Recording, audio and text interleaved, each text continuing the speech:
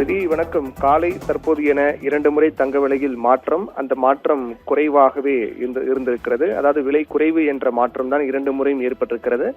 அந்த வகையில் பார்க்கும்போது காலையில் 800 ரூபாய் ஒரு சவரனுக்கு குறைந்த தங்கம் தற்போது 1480 ரூபாய் ஒரு சவரனுக்கு குறைந்து விற்பனையாகிறது. இன்று ஒரே நாளில் மட்டுமே ஒரு சவரனுக்கு 2280 ரூபாய் குறைந்து தற்போது ஒரு சவரன் தங்கம் 1,18,120 ரூபாய்க்கு விற்பனையாகின்றது. கிராம் காலையில் 100 ரூபாய் தற்போது 185 ரூபாய் என ஒரே நாளில் 285 ரூபாய் குறைந்து 1 கிராம் தங்கம் 22 கேரட் 14,765 ரூபாய்க்கு விற்பனையாகிறது. வெள்ளி விலையில் மாற்றமில்லை. காலை இருந்த விலை அப்படியே தொடர்கிறது. காலையில் 1 கிலோ பார் வெள்ளி 3,05,000 ரூபாய். அந்த விலை அப்படியே தற்போது தொடர்கிறது. இதில் மிக முக்கியமாக பார்க்கப்பட வேண்டியது, இதற்கு முன்னதாக தங்கம் மற்றும் வெள்ளி மீதான இறக்குமதி வரி என்பது கடந்த 3 நாட்களுக்கு முன்பாக உயர்த்தப்பட்டது. 6 விழுக்காட்டிலிருந்து 15 விழுக்காடாக உயர்த்தப்பட்டது. உயர்த்தப்பட்ட அன்றைய நாளே ஒரு சவரனுக்கு காலையில் 8,560 ரூபாய் கடந்த 13ஆம் தேதி என்று குறைந்தது, நேற்று முன்தினம். அதற்கு பிறகு பிற்பகல் 3,200 ரூபாய் குறைந்தது. காலையில் உயர்ந்தது 8,560 ரூபாய் உயர்ந்து பிற்பகல் 3,200 ரூபாய் குறைந்தது. அதற்கு பிறகு நேற்றைய தினம் தங்க விலை 400 ரூபாய் உயர்ந்தது.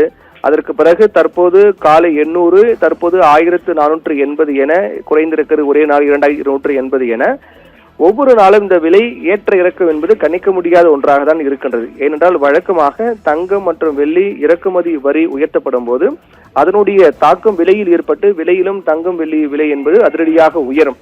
ஆனால் இறக்குமதி வரி உயர்த்தப்பட்ட அன்றைய நாள் ஒரு முறை மட்டும்தான் தங்க விலை உயர்ந்தது 8,560 என்று. அதற்கு பிறகு பெரிய அளவிலான உயர்வு இல்லை, குறைந்து கொண்டேதான் வருவதை நாம் பார்க்கின்றோம். அதே போன்று அமெரிக்க டாலருக்கு நிகரான இந்திய ரூபாயின் மதிப்பு வரலாறு காணாத அளவுக்கு வீழ்ச்சி அடைந்திருக்கிறது.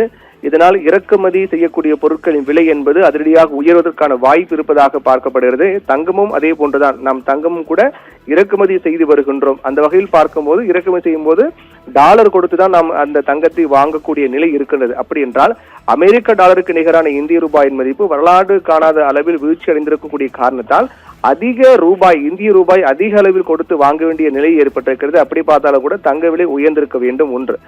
மற்றொன்று, இறக்குமதி தங்கம் என்பது குறைந்திருக்கிறது. தங்கம் வெள்ளி இறக்குமதி குறைந்திருக்கிறது. இறக்குமதி குறைவு காரணமாக தேவைக்கேற்ப தங்க வெள்ளி இல்லாத சூழல் ஏற்படும் போது பற்றாக்குறை ஏற்பட்டால் அப்போதும் விலை உயரும்.